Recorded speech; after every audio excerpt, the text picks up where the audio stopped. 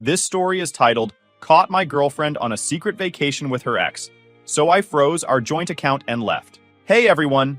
If you're enjoying these stories and want to support the channel, don't forget to hit that subscribe button.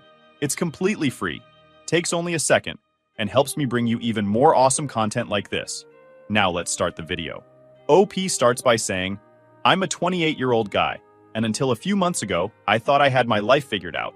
I had a steady job, a nice apartment, and a girlfriend I thought I'd marry someday. We'd been together for almost 3 years. I wasn't some hopeless romantic or anything, but I'd started picturing the rest of my life with her. You know, the typical stuff, buying a house, maybe having kids one day, growing old together. It felt right, or at least I thought it did. Her name was Cece, and at first everything about her felt perfect. She was smart, funny, and had this energy that just lit up the room. I fell for her hard, and honestly, I thought she fell for me too. Our relationship wasn't without its flaws, of course. No relationship is. But I was committed to making it work. I trusted her completely. Or at least, I used to. Then, a few months ago, things started to change. It wasn't anything obvious at first, just little things. She'd laugh a little too hard at her phone but wouldn't tell me what was so funny. Or she'd take her phone with her everywhere, even to the bathroom, which she'd never done before. I tried not to read too much into it. Everyone gets a little private sometimes, right? But it started happening more and more. Whenever I was nearby, she'd tilt the screen away or lock her phone like she didn't want me to see something. At first, I chalked it up to her being busy or stressed. She had a demanding job, and everyone needs their space. But then there were the trips. Out of nowhere, she started talking about all these work trips and girls' weekends. It felt sudden. She'd never mentioned stuff like that before. I didn't want to seem controlling, so I played it cool, but I couldn't shake this weird feeling in my gut. You ever have that? Like your brain is telling you everything's fine, but your gut knows better? That was me. I brought it up casually one night while we were watching TV. Hey, you've been traveling a lot lately. Everything okay at work? She shrugged without looking away from the screen. Yeah, just busy. Why? I could feel myself overthinking every word. No reason, I said, forcing a laugh. Just seems like you're always on the go lately. She finally looked at me and smiled, but it didn't reach her eyes. It's no big deal. You worry too much. Maybe she was right. Maybe I was worrying too much. I wanted to trust her. Hell, I did trust her. Or at least I wanted to. But the feeling wouldn't go away. Every time she mentioned another trip or got defensive when I asked for details, that feeling in my gut grew stronger. I started noticing more things too. Like how she'd always put her phone face down on the table. Or how she'd get weirdly jumpy if I walked into the room while she was texting. It was like she didn't want me to know who she was talking to. I tried to give her the benefit of the doubt. I really did. I told myself I was being paranoid, that I was imagining things. But deep down, I knew something wasn't right. We had a joint bank account, something we'd opened together when we started saving for a house. It felt like a big step at the time, a sign that we were serious about building a future together. I didn't check it often. Most of our savings came from my paycheck, and I trusted her to manage it responsibly. But one day, I decided to take a look, and there it was.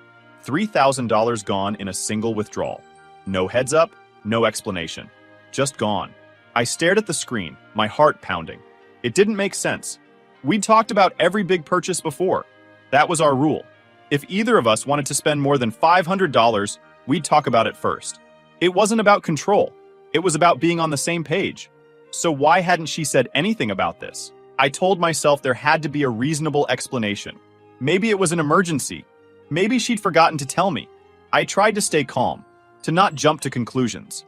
That night, I brought it up as casually as I could. Hey babe, I said while we were eating dinner. What's up with the $3,000 withdrawal? Did you buy something big? She didn't even look up from her phone. Oh yeah, I booked a girls' trip with Maria, she said. Like it was the most normal thing in the world. I froze. A girls' trip? She hadn't mentioned anything about a girls' trip. I tried to keep my voice steady. A girls' trip? You didn't tell me about that. She finally looked up, rolling her eyes like I was being ridiculous. I didn't think I needed to give you a play-by-play of my plans. That hit me like a punch to the gut. I wasn't asking for a play-by-play, but $3,000 was a big deal, especially when we were supposed to be saving for a house. It's just, that's a lot of money, I said, trying to sound calm. We're trying to save, remember? She gave me this look, like I was the one being unreasonable. Relax, she said. We'll make it back. It's not the end of the world. Her dismissive tone pissed me off, but I bit my tongue. Maybe I was overreacting. Maybe she just needed a break, and I was making it into a bigger deal than it was. But that night, as I lay in bed staring at the ceiling, I couldn't shake the feeling that something was wrong. That's when the doubt turned into action. For the first time in our entire relationship, I decided to do something I'd never done before. I went through her phone. I didn't make the decision lightly to go through her phone. Honestly, it felt like a betrayal in itself. We'd always had this unspoken rule: no snooping. I've seen friends ruin relationships over stuff like that. Paranoia, jealousy, all the toxic behavior that spirals out of control. But lying there in bed, staring at the dark ceiling, I couldn't ignore the knot in my stomach anymore. Something was wrong, and I needed to know the truth. Her phone was on the nightstand, just sitting there like a ticking time bomb. I kept telling myself not to do it, that it was crossing a line. But every time I thought about that $3,000 and her dismissive attitude, my anger bubbled up. She'd acted like it was no big deal, but it was a big deal. We had plans, saving for a house, building a life together, and she just tossed that out the window like it didn't matter. I grabbed her phone, hands shaking a little, and unlocked it. She'd never changed her passcode, probably because she never thought I'd check. My chest felt tight as I scrolled through her apps, trying to figure out where to start. Text messages seemed like the obvious choice, but I didn't see anything suspicious right away. Just chats with friends, co-workers, family. For a split second, I thought maybe I was wrong. Maybe there really was nothing going on. Then, I saw the emails. At first glance, they looked normal. Confirmation emails from airlines and a hotel booking site. But as I opened one after another, the pieces started to fall into place. There were flight details, hotel reservations, and even a rental car, all under her name. But the kicker, none of it matched the timeline she'd given me for her girls' trip. In fact, there was no mention of her friend Maria anywhere in these emails. My heart pounded as I opened her messaging app. I scrolled past the usual chats until I found a name I didn't recognize: Nick. I clicked on it, and that's when my stomach dropped. It wasn't just casual conversation. It was full-on planning for a romantic getaway. They'd been talking for weeks, coordinating flights and schedules, making jokes about how worth it the trip would be. This wasn't just some fling or innocent hangout. This was premeditated. She'd lied to me, looked me in the eye, and acted like everything was fine while secretly planning a vacation with her ex. I couldn't stop reading. The texts painted a picture of a completely different Cece than the one I thought I knew. She called him babe and talked about how much she missed him. There were messages about their plans for the trip: sightseeing, fancy dinners, even a couple's massage at the hotel spa. The worst part? She'd used our joint account to pay for most of it. I sat there in shock, scrolling through the messages over and over, hoping I'd somehow misunderstood. But there was no mistaking it. She wasn't going on a girls' trip. She was going on a romantic vacation with her ex-boyfriend, using the money we'd saved together for our future. I don't know how long I sat there staring at her phone. My mind raced with a million thoughts, from anger to heartbreak to sheer disbelief. How could she do this to me? After everything we'd been through, everything we'd planned together, how could she just throw it all away? I could have confronted her right then and there. I could have woken her up and demanded answers. But something stopped me. Part of me wanted to hear her try to explain herself, to see if she'd admit to what she'd done. But another part of me didn't want to give her the satisfaction of knowing how much she'd hurt me. I wanted her to feel the same shock, the same gut-wrenching betrayal I was feeling in that moment. So I put her phone back on the nightstand, exactly where I found it, and crawled back into bed. I didn't sleep a single minute that night. Every time I closed my eyes, I saw the messages, the emails, the hotel confirmation with both of their names on it. My mind kept replaying every moment of our relationship, looking for signs I'd missed. Had she always been like this? Was I just too blind to see it? The next morning, I acted like nothing was wrong. I watched her pack her suitcase, humming to herself like she didn't have a care in the world. She kissed me goodbye at the door, smiling like she was the perfect girlfriend. "Love you," she said. The words felt hollow now, like a bad joke. "Have fun," I said, forcing a smile. I wanted to scream at her, to tell her I knew everything. But instead, I let her walk out the door, suitcase in hand, heading off to her secret vacation. As soon as she was gone, I sat down at my laptop and logged into our joint bank account. I stared at the balance for a moment, my hands hovering over the keyboard. Then, without hesitation, I froze the account. No more withdrawals, no more spending. If she thought she could use my money to fund her little getaway, she had another thing coming. I felt a twisted sense of satisfaction as I hit the final button to lock the account. It wasn't just about the money, it was about taking back control. She'd made her choices, and now she was going to face the consequences. I wasn't going to let her get away with this. Not without feeling the same panic and betrayal she'd made me feel. I sat back in my chair, my heart still racing. For the first time in weeks, I felt a tiny sliver of relief. I didn't know what was going to happen next, but one thing was certain. I wasn't going to let her walk all over me anymore. After freezing the account, I sat in silence for a long time, staring at the screen. My mind was racing, a mix of anger, sadness, and something else I couldn't quite put into words. I knew she'd figure out what I'd done sooner or later, and I wasn't sure how I'd handle it when the call inevitably came. But right now, I didn't care. She deserved it. Every bit of the panic, frustration, and confusion she was about to feel, it was hers to own. By early afternoon, my phone started buzzing. I didn't even have to look at the screen to know it was her. I let it ring a few times before finally picking up, trying to keep my voice as calm and detached as possible. "What's up?" I said, like nothing was wrong. "What the hell did you do?" she yelled, her voice sharp and panicked. "My card's getting declined everywhere. What's going on with the account?" I leaned back in my chair, a small smirk creeping across my face. "Oh, I froze it," I said casually, as if I were talking about the weather.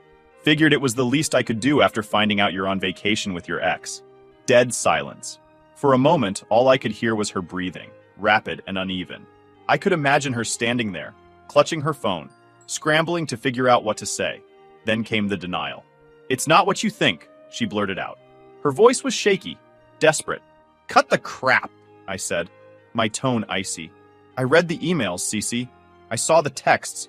You've been planning this for weeks," she stammered, trying to find some excuse. But it was clear she was caught. There was no talking her way out of this one, and I wasn't in the mood to let her try. "Why?" I asked, cutting her off mid-sentence. "Why would you do this? If you wanted to be with him, why didn't you just leave me?" "I didn't want to hurt you," she cried, her voice breaking. For a second, it almost sounded genuine, but I wasn't buying it. I let out a bitter laugh, the sound cold and hollow even to my own ears. "You didn't want to hurt me?" I repeated. "So instead, you lied to me, stole our money, and went on a vacation with your ex? That was your brilliant plan to not hurt me?" She didn't answer right away. I could feel her struggling on the other end of the line, trying to come up with something, anything, that would make this all okay. And then, like a switch flipping, her tone changed. The guilt act was gone, replaced by anger and defensiveness. "You know what?" she snapped. "Maybe if you weren't so obsessed with saving for that stupid house, I wouldn't have needed to do this. You've been so focused on the future, you forgot about me." I couldn't believe what I was hearing. She was actually trying to make this my fault. "What the hell are you talking about?" I shot back. "You couldn't have talked to me? Told me how you were feeling? Instead, you sneak around behind my back and spend our money on this?" She let out a long, exasperated sigh, like I was the one being unreasonable. "You just don't get it," she said. "I needed space. I needed time away to think." "With him?" I asked, my voice dripping with disbelief. "You needed space from me, so you went on vacation with your ex? How the hell does that make sense?" "He's just a friend," she snapped, her frustration boiling over. "You're blowing this way out of proportion." "Right," I said, my jaw clenched so tight it hurt. "Just a friend. That's why you had to lie about it. That's why you hid it from me." She didn't respond. The silence was deafening, and I could almost hear her brain working, trying to come up with a way to twist this into something that made sense. But I wasn't interested in hearing it. "We're done," I said finally, breaking the silence. "What?" she asked, her voice cracking. "You're breaking up with me? Over this?" I actually laughed, a short, bitter sound that didn't feel like me at all. "Are you seriously acting surprised right now?" I asked. "You lied to me, stole our money, and went on a secret trip with your ex. What did you think was going to happen?" "You can't just leave me stranded here," she yelled, panic creeping into her voice. "How am I supposed to get home?"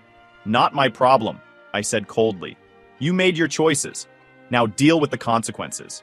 I hung up before she could say another word, my hands shaking as I set the phone down. The anger and adrenaline were still pumping through me, but underneath it all, there was something else.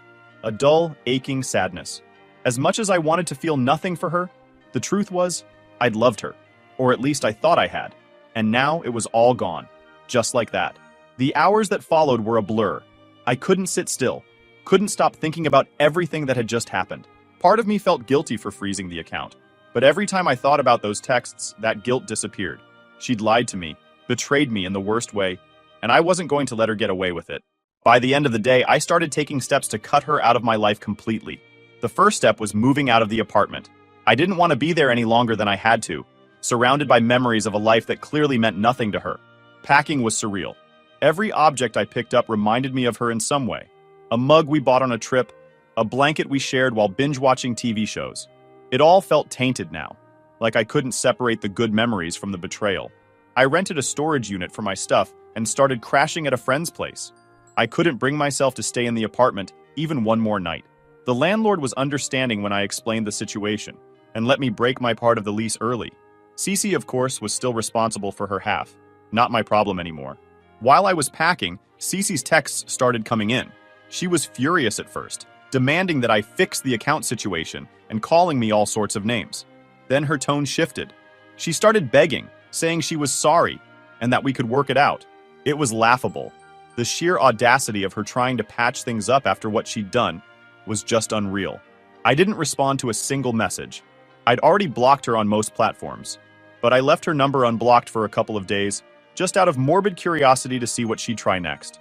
It didn't take long for her to start guilt-tripping me. "You're overreacting," one text read. "I just needed a break to clear my head. It wasn't a big deal." Not a big deal? She blew $3,000 of our savings, lied to my face, and went on a romantic getaway with her ex. How was that not a big deal? Another message came through shortly after. "I didn't mean to hurt you.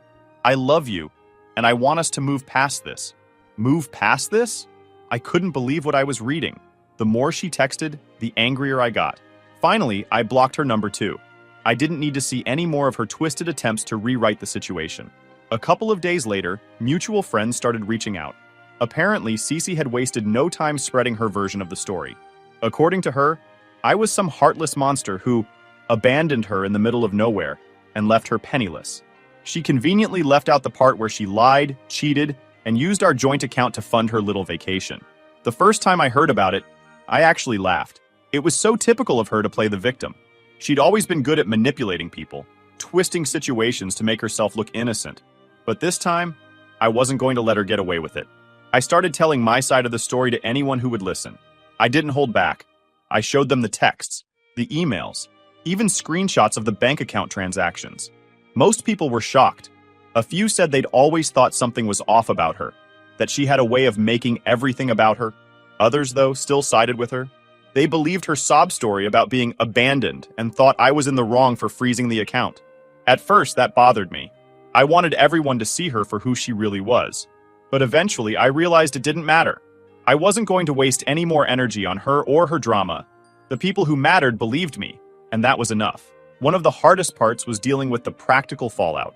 Freezing the account was satisfying in the moment, but it also meant untangling all the shared finances we'd built up over 3 years. We'd been saving for a house, and while most of the money in the account was mine, some of it was hers. Legally, she was entitled to her share, but I wasn't in a rush to sort it out. She sent me a long, angry email about it a week later. "You can't just keep all the money for yourself," she wrote. "We saved that together, and I deserve my half." I didn't even bother replying. I'd already contacted my bank and explained the situation. They told me they couldn't release any funds without both account holders' signatures, which meant Cece couldn't touch a dime unless I agreed to it. I wasn't about to make it easy for her. Let her sweat it out. She'd already burned through most of her own money on the trip, and from what I'd heard, the flights and hotel were non-refundable. She'd screwed herself over, and I wasn't going to lift a finger to help. As time went on, I started to feel a strange mix of emotions. On one hand, I was furious at her for what she'd done. On the other hand, I was angry at myself for ignoring the red flags. Looking back, there were so many moments when I should have seen it coming. The defensiveness, the secrecy, the way she brushed off my concerns, it was all there. I just didn't want to believe it. I'd loved her, or at least I thought I did. But now I couldn't shake the feeling that I'd been in love with an illusion.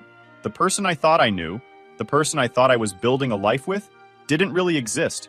She'd been wearing a mask the whole time, and I was too blind, or maybe too hopeful to see it. That realization hurt more than anything else. It wasn't just the betrayal or the money, or even the cheating. It was the loss of trust, the loss of the future I thought we were building together. I'd spent 3 years of my life with someone who didn't value me enough to be honest, and now I was left to pick up the pieces. Despite everything, I started to feel a strange sense of relief. As much as it hurt, I knew I'd made the right decision. Staying with her would have only destroyed me in the long run. I deserved better. Someone who wouldn't lie, cheat, or manipulate me. And now, for the first time in years, I had the chance to find that. Cece, on the other hand, wasn't doing so great. Word got around that she was couch surfing at a friend's place because she couldn't afford rent. Apparently, her ex didn't stick around after the trip, leaving her high and dry. I'd be lying if I said I felt sorry for her. She made her bed, and now she had to lie in it. Breaking up with Cece was like ripping off a band-aid. Quick, messy, and painful, but ultimately necessary. Once the dust settled, I started focusing on rebuilding my life. The first step was closing every door she could use to come back into it. That meant tying up all the loose ends, finalizing our split finances, blocking her on every possible platform, and making sure I had no reason to interact with her ever again. For weeks after the breakup, I kept hearing about her from mutual friends. Apparently, she wasn't taking the whole getting caught cheating and being left stranded thing very well. Some people told me she was furious, trash-talking me to anyone who would listen. Others said she was playing the victim, crying about how I'd abandoned her and left her penniless. Honestly, I expected nothing less from her. Manipulating people had always been her specialty. At first, I tried to stay out of it. I figured the truth would come out eventually. But when I started hearing rumors that I had stolen her money and left her stranded in a foreign country, I knew I couldn't stay silent. I wasn't going to let her rewrite the narrative and paint herself as the innocent one. So I started sharing my side of the story. I didn't hold back. I showed people the texts, the emails, and the screenshots of the joint account transactions. I explained how she'd lied to me, used our savings to fund her vacation with her ex, and only showed remorse when she realized I wasn't playing along. Most people were shocked. A few admitted they'd always suspected she had a manipulative side, but they'd never seen it in action like this. Of course, there were still a handful of people who believed her version of events. Maybe she just made a mistake, one mutual friend said, clearly uncomfortable with the whole situation. I mean, don't you think freezing the account was a little extreme? Extreme, maybe, but it wasn't unwarranted. She used my trust, my money, and our shared future as bargaining chips for her little fling. I wasn't going to let her off the hook, and I wasn't going to apologize for protecting myself. If some people couldn't see that, so be it. I wasn't about to waste my energy convincing them. Cece didn't stop at mutual friends, though. A couple of weeks after the breakup, she sent me a long, angry email. The subject line read, "Let's be adults about this." I almost didn't open it, but curiosity got the better of me. The email was a masterpiece of gaslighting and self-pity. She accused me of being vindictive for freezing the account, claimed I was ruining her life by sharing the story, and demanded I give her her half of the savings. She even tried to guilt me, saying she never meant to hurt me and just needed some time to think. I stared at the screen for a long time, debating whether to reply. Part of me wanted to unleash everything I'd been holding back. The anger, the hurt, the betrayal. But another part of me knew it wouldn't make a difference. Cece wasn't the type to take responsibility for her actions. She'd twist my words, use them against me, and walk away thinking she'd won. So I didn't respond. Instead, I forwarded the email to my bank and asked them to add it to the file on the joint account. I wanted a record of her nonsense in case she tried to pull anything legal down the line. Then I deleted the email and blocked her address. Problem solved. As the weeks turned into months, I started to feel lighter. The anger and bitterness that had consumed me after the breakup began to fade, replaced by a strange sense of clarity. For the first time in years, I felt like I could breathe again. No more lies, no more secrets, no more walking on eggshells around someone who didn't value me. It was liberating. I threw myself into work, picking up extra projects to keep myself busy. I started hitting the gym more regularly, not just to stay in shape, but to clear my head. I even reconnected with a few old friends I'd lost touch with during my relationship. It was like rediscovering pieces of myself I'd forgotten about. At first, I avoided dating. I wasn't ready to put myself out there again. And honestly, I wasn't sure I trusted my own judgment. After all, I'd spent 3 years with someone who turned out to be a complete stranger. How could I be sure I wouldn't make the same mistake twice? But as time went on, I started to feel more confident. I realized that what happened with Cece wasn't entirely my fault. Yes, I missed some red flags, and yes, I could have handled certain things better. But at the end of the day, her actions were her own. I didn't make her lie, cheat, or steal from me. That was all her. Every now and then, I'd hear updates about her through the grapevine. Apparently, her ex didn't stick around after the trip, leaving her high and dry. She'd been couch surfing at a friend's place because she couldn't afford rent, and word had it that she was struggling to find a new job. I'd be lying if I said I didn't feel a little satisfaction at her misfortune. Karma, I thought. You get what you give. But as much as I wanted to gloat, I also realized it didn't matter. Cece was no longer a part of my life, and her struggles were no longer my problem. I'd spent enough time and energy on her already. It was time to move on. The biggest lesson I took away from all of this was simple. When someone shows you who they really are, believe them. I ignored so many signs because I wanted to believe Cece was better than she was. I told myself she wouldn't lie, that she wouldn't betray me, that she wouldn't throw away everything we'd built together. But I was wrong. People don't change just because you want them to. They change because they want to. And Cece clearly didn't. Looking back, I'm grateful for the experience, as painful as it was. It taught me to trust my instincts, to set boundaries, and to value myself enough to walk away from people who don't. Sure, I lost 3 years of my life to someone who didn't deserve me, but I gained something far more important: self-respect. Now, I'm in a better place. I've moved into a new apartment, made some new friends, and even started dating again. It's not easy to put yourself out there after something like this, but I'm taking it slow. One thing I know for sure is that I'll never settle for less than I deserve again. As for Cece, the last I heard, she was still couch surfing and trying to scrape together enough money to get back on her feet. I don't know if she's learned anything from all of this, but honestly, I don't care. She made her choices, and I made mine. And for the first time in a long time, I feel like I'm exactly where I'm supposed to be.